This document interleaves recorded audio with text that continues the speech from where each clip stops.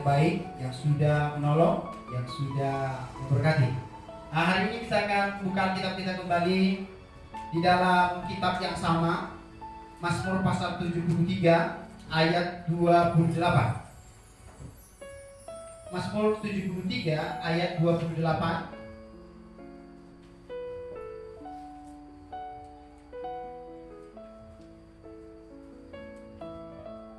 Ya. Mazmur 73 ayat 28. Ya, kalau saudara sudah buka kitab saudara bisa ikuti saya akan baca, saudara mendengar dan menyimak. Demikian firman Tuhan. Tetapi aku sudah dekat pada Allah. Aku menaruh tempat perlindunganku pada Tuhan Allah, supaya dapat menceritakan segala pekerjaannya. Sekali lagi perhatikan. Tetapi aku suka dekat pada Allah.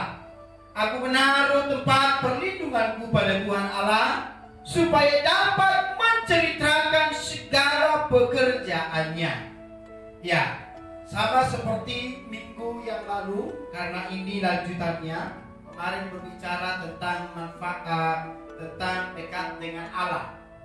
Dan hari ini juga dari kasus yang sama dan dari ayat yang sama, saya akan bawa saudara tentang pendalaman daripada lanjutan yang kemarin berbicara dekat dengan Allah. Dan hari ini lanjutannya manfaat dekat dengan Allah. Jadi kemarin dekat, sekarang manfaatnya apa? Jadi sebelum saya menyampaikan kembali tentang manfaat dekat dengan Allah, saya akan bawa saudara kembali mengingat sejenak apa yang kita sudah dengar kemarin tentang kehidupan daripada pemazmur Asaf. Tidak bosan-bosannya saya akan ingatkan supaya saudara nyambung kepada manfaat nanti. Jadi kehidupan daripada pemazmur Asaf, sekali lagi dia adalah seorang pelayan.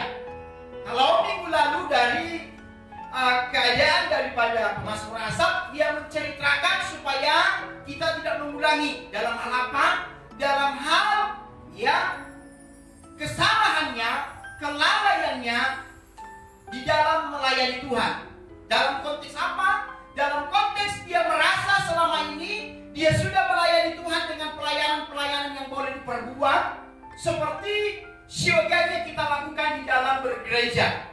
Ya, dia sudah melayani melalui gereja, melalui jemaat, melalui keluarga dan yang lain. Dan itu tugasnya sehari-hari. Tetapi sesudah dia sadari, dia semakin teliti bersama Tuhan, bahwa dia menyatakan di ayat yang pertama pasal 73 bahwa dia sesungguhnya tidak seperti apa yang boleh dilihat mata. Tentang hal apa? Bahwa ketika dia sudah melayani, ia bisa dipandang orang dari kasat mata, tetapi secara keinginan Tuhan tidak. Dan dia menyatakan bahwa saya dulu salah. Kira-kira seperti itu ya. Dia membandingkan kehidupannya dan yang lain, dan itulah kesalahannya. Dan dia menganjurkan di dalam kasus ini, di dalam pasal ini, dalam perikop ini, supaya saudara dan saya tidak melakukan kembali kesalahan yang diperbuatnya dalam pendekatan diri kepada Tuhan. Nah, sehingga ketika dia menyampaikan, maka saudara dan saya percaya sudah melakukannya, sudah mulai memperbaiki dalam gaya hidup kita melayani Tuhan, di dalam cara-cara kita untuk mendekatkan diri kepada Tuhan. Dan dari ayat selanjutnya, di ayat 20 dan 28, dia menceritakan ketika dia sudah memperbaiki hidupnya. Dia menceritakan ketika dia sudah merubah pola pikirnya di dalam melayani Tuhan, di dalam mendekatkan diri kepada Allah. Maka ketika dia sudah rubah, maka di ayat 20 pasal yang sama sampai ayat 28, dia menceritakan dan menyatakan bahwa kalau sudah hidup dekat dengan Allah dengan cara yang benar, maka ketulusan dan kemurnian hati adalah cara yang benar. Maka kalau engkau dan saya sudah melakukannya, maka engkau akan mendapat manfaat dari kedekatan dengan Allah. Sekali lagi ya, kalau engkau sudah melakukan pendekatan diri yang benar dengan Allah, dengan cara apa kemarin saya ingatkan? Tulus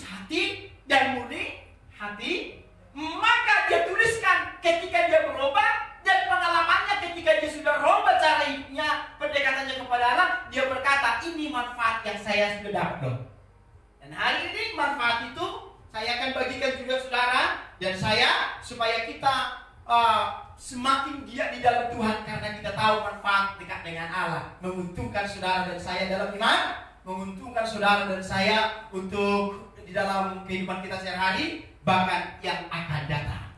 Ya, langsung saja, manfaat yang boleh kita dapat kalau dekat dengan Allah melalui kehidupan pengalaman pemazmur Asaf, yang pertama adalah apa?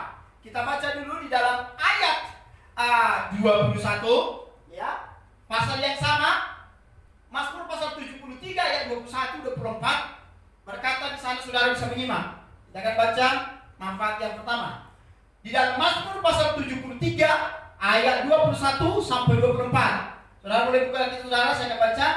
Ketika hatiku merasa pahit dan buah pinggangku menusuk-nusuk rasanya, aku dungu dan tidak mengerti, seperti hewan aku di dekatmu. Selanjutnya, tetapi aku tetap di dekatmu, engkau memegang tangan kananku. Dengan nasihatmu engkau menuntun aku, dan kemudian engkau mengangkat aku ke dalam kemuliaan. Ya, dari pernyataan pemazmur Asaf, manfaat yang pertama dia dapat ketika dekat dengan Allah dengan cara yang benar, maka dia dituntun oleh Allah. Sekali lagi, manfaat kedekatan kita kepada Allah, maka kita akan mendapat yang pertama, yaitu tuntunan Allah. Pemazmur Asaf berkata, ketika dia di dalam keadaan tidak baik, di dalam dia mengalami perasaan yang kurang enak, karena melihat berkaca kepada kehidupannya, karena dia berkaca kepada keadaannya. Ingat sekali lagi ya, karena dia melihat keadaannya dan dibandingkan kepada orang lain. Tetapi ketika dia sudah mendekatkan diri kembali kepada Allah dengan benar, dia menyadari bahwa ketika dekat dengan Allah, maka dia akan tetap dituntun Allah. Dituntun dalam hal apa? Dia menuliskan di sini, di dalam pemahaman yang salah. Ketika dia dekat dengan Allah, maka Allah meluruskan, Allah menuntun, Allah mengingatkan bahwa pemahamannya itu tentang hidupnya di dalam Tuhan itu salah. Jadi memang sangat luar biasa kalau saudara dan saya hidup dekat dengan Allah, maka mungkin seperti pengalaman pemazmur Asaf, kita mungkin sudah berkaca kepada diri kita, melihat keberadaan kita dan membandingkan keberadaan dengan orang lain. Tapi ketika saudara sudah mulai lari daripada firman, artinya tidak lagi merasa bahwa saudara beruntung sebagai anak Tuhan karena membanding-bandingkan itu. Tapi kalau engkau dekat dengan Allah, dia Allah akan mengingatkan engkau kembali dengan rohnya. Dia Allah akan kembali mengingatkan engkau bahwa engkau adalah orang yang paling beruntung, bahwa pemahamanmu tentang dirimu di dalam Tuhan, pemahamanmu tentang keberadaanmu selama melayani Tuhan, maka itu salah pemandanganmu di hadapan Tuhan. Dia Allah menuntun dan mengingatkan supaya kita tidak terjatuh. Itu yang dialami pemazmur Asaf. Ketika pemazmur Asaf sudah mulai pemikirannya sudah menggiring dia kepada hal-hal yang membuat dia jauh dari Tuhan, pemikirannya menggiring dia mulai kepada hal-hal yang membanding-bandingkan dirinya di dalam Tuhan dengan orang tidak di dalam Tuhan, maka ketika kedekatannya dengan Allah benar, maka seperti itu juga yang dialami oleh pemazmur Asaf. Dia dituntun Allah supaya dia tidak jauh, supaya dia tidak terlalu jauh untuk meninggalkan kebenaran, supaya dia tidak terlalu jauh untuk bersedih akan keadaannya. Hari ini saya mau tanya, seberapa banyak saudara dan saya mungkin mengalami seperti pemazmur Asaf ini dalam melayani Tuhan? Kadang-kadang saudara dalam melayani Tuhan sudah mulai memandang kepada keberadaanmu. Kadang-kadang saudara sudah mengarahkan pandangan saudara kepada kehidupan saudara selama melayani Tuhan. Sehingga mungkin muncul kata-kata yang mungkin membandingkan diri saudara dengan orang yang tidak mengenal Tuhan. Seperti yang saya ingatkan kembali yang dialami oleh pemazmur Asaf. Dia berkata, orang sana tidak seperti saya menyembah Tuhan. Orang sana adalah orang-orang yang jahat, mereka penjudi, mereka pemabuk dan yang lain. Tapi mereka gemuk-gemuk ya.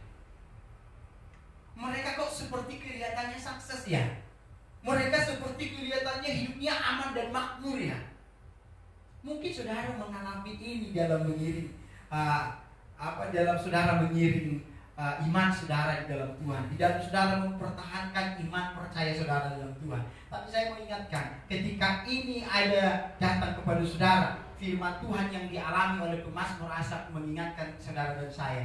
Ketika kau dekat dengan Allah, manfaat ketika kau dekat dengan Allah, ketika pikiranmu sudah mulai digiring oleh keinginan daging kepada hal-hal yang berbau menjauhkan diri saudara dari Tuhan, maka kedekatanmu kepada Allah akan menuntun engkau kepada jalan yang benar kembali. Kedekatanmu kepada Allah akan memperbaiki pola pikir saudara tentang saudara di dalam Tuhan. Kedekatan saudara dengan Allah yang benar, maka Allah akan mengarahkan pandangan saudara kepada jalan yang benar, sehingga saudara tidak terjerumus, saudara tidak terjatuh, saudara tidak jauh lari dari Tuhan. Itulah manfaat kalau saudara mendekatkan diri dengan Allah dengan cara yang benar. Untungnya, manfaatnya adalah saudara akan dituntun dalam hal apapun. Dia akan menuntun saudara. Amin. Jadi mari saudara kekasih dalam Tuhan, usahakan diri tetap mendekatkan diri dengan Allah dengan cara yang benar, tulus, murni hati. Maka engkau akan selalu dituntun, engkau akan selalu diarahkan, maka engkau tidak akan ditinggalkan sendiri. Namanya Allah sudah menuntun, maka Dia tidak akan pernah membiarkan kau berjalan sendirian. Namanya Allah sudah menuntun, Allah tidak akan membiarkan kau melangkah sendirian. Tapi Dia Allah akan selalu menuntun, mengingatkan setiap perjalananmu, mengingatkan dalam setiap langkah kehidupanmu, sehingga engkau tidak terbawa arus yang salah. Haleluya. Manfaat yang kedua, kalau engkau dekatkan diri dengan Allah, apa manfaatnya? Yang kedua adalah ketika engkau mendekatkan diri dengan Allah, maka engkau akan mengalami ketenangan. Ketika engkau mendekatkan diri dengan Allah, engkau akan mengalami ketenangan dalam hal apapun keadaanmu. Tapi Allah akan memberi ketenangan kepada dirimu. Allah akan memberi ketenangan kepada jiwamu. Engkau akan mengalami ketenangan dalam keadaan yang kurang baik sekalipun. Engkau akan sanggup mengalami ketenangan karena Allah. Haleluya. Haleluya. Saudara masih ingat di dalam firman Tuhan, di dalam Alkitab Perjanjian Lama dan Perjanjian Baru, tokoh-tokoh Alkitab di sana mencatatkan ketika keadaannya kurang baik sekalipun, tapi karena kedekatannya dengan Allah, hatinya mampu tenang. Ketika perjalanan hidupnya bertahan di dalam iman, banyak tantangan rintangan yang bisa dihadapinya, tetapi karena dia dekat dengan Allah, ketenangan di dalam dirinya tetap dia alami. Ya, begitu banyak. Salah satu contoh, saudara masih ingat tentang Henokh, ya? Saudara masih ingat tentang Abraham. Haleluya. Saudara masih ingat tentang Yakub. Mereka ini adalah orang-orang yang hidupnya dekat dengan Allah. Ketika hidupnya dekat dengan Allah, mereka mengalami satu pencobaan. Mereka dibawa kepada satu titik yang mungkin keadaan itu tidak baik, tapi karena mereka dekat dengan Allah, mereka tetap mampu tenang. Haleluya. Bukan cuma itu. Ketika Henokh, ketika Abraham, ketika Yakub, masih banyak lagi, termasuk Daniel, di dalam keadaannya kurang baik. Ketika dia menjabat menjadi orang yang ternama di dalam kerajaan itu karena kepintarannya, tetapi dia mengalami pencobaan, dia mengalami kesulitan-kesulitan dari orang-orang di sekitarnya yang ingin menjatuhkannya karena cemburu tentang jabatan. Maka dalam keadaan seperti itu pun dia mampu tetap tenang karena kedekatannya dengan Allah. Tidak cukup sampai di situ, saudara juga tahu tentang kisah Daniel. Tidak cukup sampai di situ, dia dilarang untuk beribadah, dia dilarang untuk menyembah Allah yang lain. Ini membuat dia terhimpit.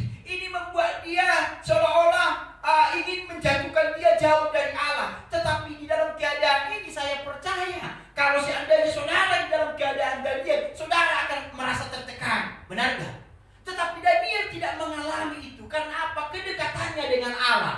Ketika Daniel tetap dekat dengan Allah, keadaannya yang tidak baik sekalipun, tapi dia mengalami ketenangan yang dari Tuhan. Tidak sampai di situ, Daniel ditangkap dan dia dijerumuskan dan dijatuhkan ke dalam goa singa. Sudah masih ingat ya? Daniel dijatuhkan ke dalam goa singa. Di mana goa singa ini ada ditaruh di sana singa-singa yang lapar yang siap menerkam. Tapi Daniel juga dijatuhkan ke dalam gua itu. Perhatikan, siapa yang tidak takut? Siapa yang tidak gemetar? Siapa yang tidak menjadi menjadi orang yang seperti ketakutan ketika dia dijatuhkan dalam satu gua yang di dalamnya ada singa. Tetapi di dalam keadaan seperti ini pun dia sanggup mengalami ketenangan karena kedekatannya dengan Allah. Jadi inilah kalau saudara dan saya dekat dengan Allah, saudara dan saya akan mengalami ketenangan.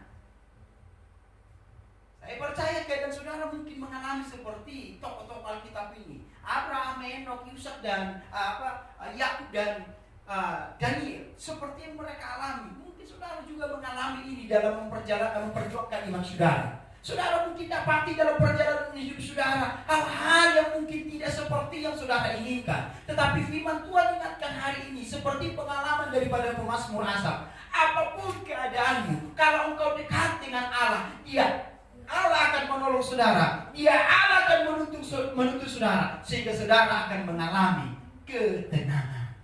Haleluya. Dia akan mengalami ketenangan. Jadi kalau saudara ingin mengalami ketenangan di tengah-tengah kehidupan yang saudara alami, yang saudara jalani hari-hari ini, maka saudara perlu dekat dengan Allah supaya saudara memiliki ketenangan. Haleluya. Apalagi kan hari-hari ini, ya, khususnya di daerah kita hari ini, Kalimantan Tengah, Kapuas nomor 2 yang terbanyak, ya, yang terbanyak terpapar virus COVID-19. Sampai hari ini masih PSBB, orang lain sudah mulai transisi PSBB, ya, sudah mulai new normal. Tetapi kita masih baru mulai untuk PSBB karena jumlah dari terinfeksi virus corona makin banyak. Walaupun puji Tuhan hari-hari ini dalam 1 minggu tidak bertambah, tetap 106. Di Kalimantan Tengah nomor 2 terbanyak, dan yang terbanyak meninggal di Kapuas. Artinya di dalam keadaan seperti ini saudara dan saya mungkin bisa mengalami kecemasan dan kecemasan. Ingin melangkah ke sana, cemas jangan-jangan mereka kena virus. Melangkah mau ke sana berpikir, waduh, jangan-jangan nanti saya kena. Melihat di sebelah sana, mendengar berita di kampus sebelah sana, ada yang meninggal, ada yang OPD, ada yang PDP, ada yang sudah terinfeksi. Sekian banyak, saudara mulai takut. Saya mau katakan, perhatikan, ada orang karena virus corona ini jiwanya jadi rusak. Perhatikan ya, perhatikan. Ada orang karena virus corona ini, di mana-mana dia dengar seperti ini, jiwanya jadi rusak karena ketakutan. Jiwanya jadi rusak karena ketakutan. Kenapa saya katakan jiwanya rusak karena ketakutan? Karena dia takut, maka ngapa-ngapain pun takut. Ini menjadi rusak mentalnya. Kemana-mana pun dia menjadi takut. Bahkan untuk bergereja pun takut. Bahkan untuk ke sawah pun takut. Untuk keluar dari rumah pun takut. Itu sudah mulai mentalnya rusak. Itu sudah mulai jiwanya rusak karena ketakutan. Apa yang saya maksud? Yang saya maksud di sini adalah orang-orang yang seperti ini, saya percaya karena kedekatannya dengan Allah tidak baik. Kedekatannya dengan Allah kurang sehingga ketakutan menguasai hidupnya.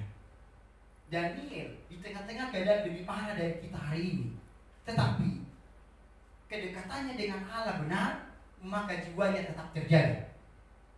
Artinya ada begitu banyak anak-anak Tuhan. Saya perhatikan. Ada begitu banyak anak-anak Tuhan yang mengaku di dalam Tuhan, yang tetap melayani Tuhan, tapi ketakutan menguasainya, ketakutan menghimpitnya, sehingga karena kedekatannya dengan Allah tidak benar, maka sampai mentalnya bisa rusak. Bisa paham ya? Mentalnya bisa rusak. Memang benar kita bisa menjaga diri kita dengan tata cara lewat protokol yang sudah ditentukan pemerintah, tetapi tidak berarti jiwa kita, mental kita jadi rusak. Memang mereka memuliakan Tuhan, memang mereka percaya Tuhan, mulut mereka memuliakan Tuhan, tetapi melalui ketakutan yang mereka miliki itu menandakan kedekatannya dengan Allah salah. Seperti yang dialami oleh pemazmur Asaf. Karena kedekatan pemazmur Asaf kepada Allah salah, padahal dia melayani, dia sebagai hamba Tuhan, tetapi jiwanya rusak, mentalnya rusak karena ketakutan. Ketakutan karena keadaan. Dia lihat orang kaya, dia lihat orang-orang gemuk, padahal mereka adalah orang-orang yang tidak melayani Tuhan. Dia tidak tenang. Aku kok begini-begini ya? Aku begini. Aduh percuma aku begini. Artinya mentalnya jadi rusak. Ya, mentalnya jadi rusak. Dia tidak bisa menerima dirinya apa adanya lagi.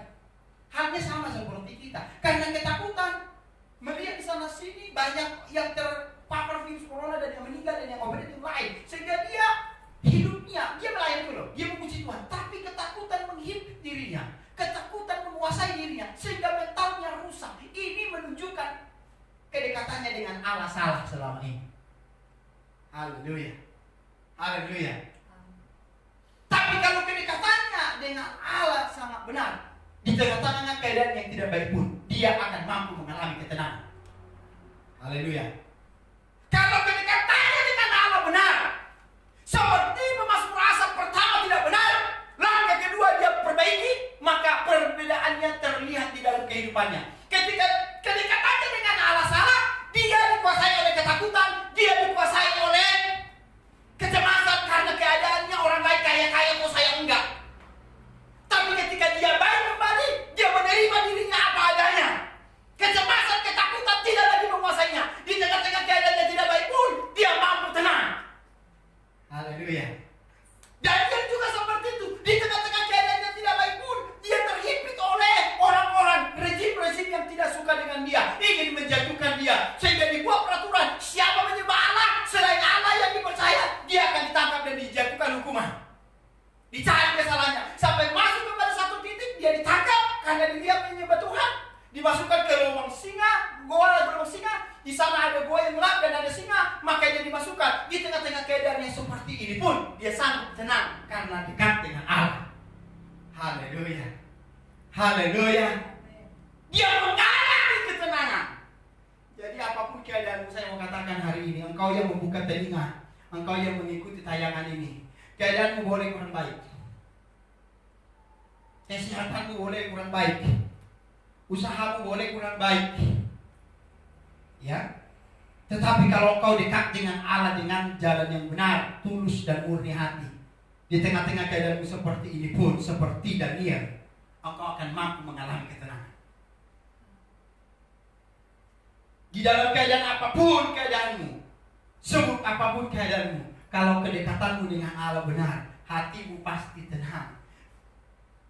Ketakutan tidak akan menguasaimu. Ingat sekali lagi, ketakutan tidak akan menguasaimu. Mentalmu akan tetap terjaga, jiwamu akan tetap terjaga, karena kedekatanmu dengan Allah mampu memberi engkau ketenangan. Tapi kalau kedekatanmu dengan Allah salah, kesulitanmu, ketidakbaikan keadaanmu, maka ketakutan akan menguasaimu. Karena ketakutan menguasaimu, mental dan jiwamu akan rusak. Haleluya. Yang ketiga, manfaat dekat dengan Allah apa? Yang ketiga adalah engkau akan mampu berbuat baik ketika kau dekat dengan Allah. Haleluya. Saya akan bacakan kepada saudara. Di dalam Yohanes pasal 15 ayat 5 berkata seperti ini, berbicara tentang pokok anggur dan ranting-ranting. Di mana di sana berbicara dalam konteks ini adalah analogi. Ini berbicara alegoris. Ya. Di mana dia berbicara di sana tentang pokok dan ranting-ranting yang dialegoriskan, dianalogikan. Pokok adalah Tuhan sendiri dan ranting-ranting adalah kita. Maka di sini dikatakan, akulah pokok anggur dan kamulah ranting-rantingnya. Barang siapa tinggal di dalam aku dan aku di dalam dia, ia berbuah banyak, sebab di luar aku kamu tidak dapat berbuat apa-apa. Artinya kalau engkau dekat dengan Allah, berarti engkau melekat dengan pokok itu. Amin. Kalau engkau dekat dengan Allah, berarti engkau melekat dengan pokok itu. Maka di sini dicatatkan oleh Yesus sendiri yang diumpamakan, yang dialegoriskan, berbicara pokok dengan ranting. Kalau pokok itu Allah, ranting itu adalah saudara dan saya. Kalau pokok dan ranting melekat ranting kepada pokok, maka ranting itu pasti sehat. Amin. Kalau ranting itu melekat kepada pokok, kebutuhannya pasti dibenahi. Benar ya? Halo? Perhatikan. Kalau ranting itu melekat kepada pokok, itu otomatis dikasih makan, dipelihara, pasti hidup dan pasti subur selama pokok itu subur. Benar ya? Artinya kalau kau dan saya tetap melekat dengan Allah, yakinlah dia Allah, otomatis pasti memelihara saudara. Haleluya. Kalau engkau dan saya mendekat dengan Allah, maka yakinlah kehidupanmu pasti ditolong Tuhan, pasti dijamin Allah. Dia Allah akan menjamin kehidupanmu asal engkau dekat dengan Allah. Maka ketika engkau dan saya sudah mendekat dengan Allah, hidupmu dijamin, maka keluargamu diberkati, maka keadaanmu akan ditolong Tuhan. Maka ingat, engkau pasti akan menghasilkan buah yang lebat. Engkau pasti akan memiliki buah yang banyak. Haleluya. Haleluya. Engkau akan memiliki buah yang banyak karena engkau melekat dengan pokok itu. Maka ketika engkau sudah melekat dengan pokok, maka segala kebutuhan ranting itu akan disediakan oleh pokok, maka pasti berbuah lebat. Maka kalau engkau dekat dengan Allah dengan sungguh-sungguh, bukan cuma engkau yang diberkati, bukan cuma engkau memiliki ketenangan, bukan cuma engkau dituntut Tuhan, tapi engkau akan menghasilkan buah kepada keluargamu juga. Mereka akan mengalami yang sama seperti yang sudah alami.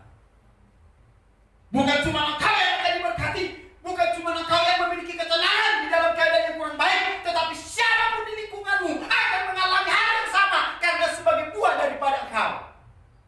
Buah dari hidupmu, buah dari pernyataanmu, buah dari gaya hidupmu akan mereka lihat dan mereka akan contoh, dan itu dari sebuah buah dari yang engkau peroleh. Haleluya. Haleluya. Jadi kalau engkau ingin orang lain diberkati, perhatikan.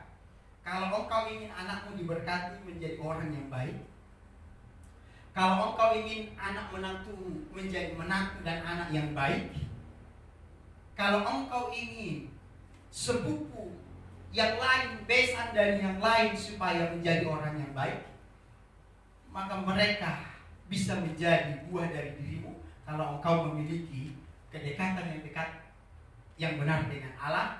Maka dari dirimu akan menghasilkan buah, mereka pun bisa berubah. Mereka pun bisa sama seperti engkau. Mereka akan memiliki kehidupan yang baru.